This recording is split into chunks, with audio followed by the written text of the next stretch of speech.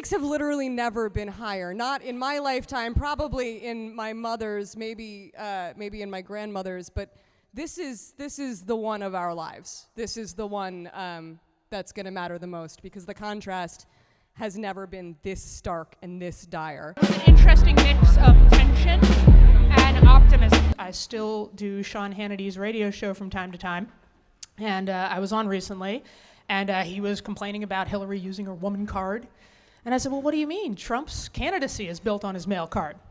And he's never had to say it. I was like, what do you mean? Every president we've elected in this country, every candidate has run implicitly on the male card, and up until the last one, ran on the white male card. Oh, no, they didn't, because they didn't say it. He didn't have to. That's how it works. I'm going to give you a little taste of something that happened, which is I got to sit there with great political thinkers and this wonderful audience and bring some of my characters into it. Okay, so first of all, I want to start by saying hi, everybody in the room. My name is Lorraine Levine. I'm probably older than all of you added up together. All the ages, and I'm here because of the girl Sarah Jones, who you just met. She's a very nice young black performer. She calls herself black. That, like, first of all, I am a feminist.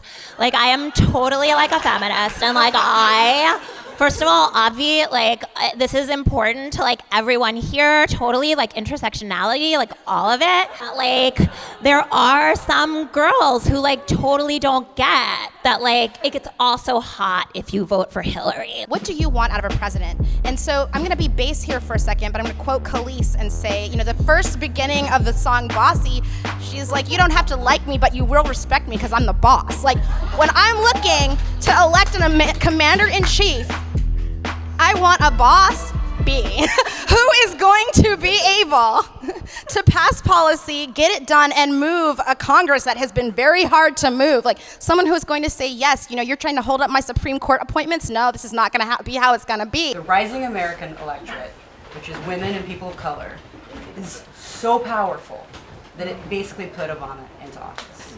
Okay, Obama never won white men, and we don't need them. Increasingly, every year, the rising American electorate, just in pure demographics, gets more and more powerful. We have to have a broad strategy to reshape Congress, to put more women and people of color into higher office. I mean, how many women of color are there in Congress? Very, very few. And so that's the only thing that scares me about this election. It's like, I align more with Bernie Sanders, but if he doesn't get the nomination, I'm happy to vote, because progress is important. Two possible responses. If someone says Hillary's not likable, I say I like her. She's hella likable. I've always liked her, and here are all my reasons.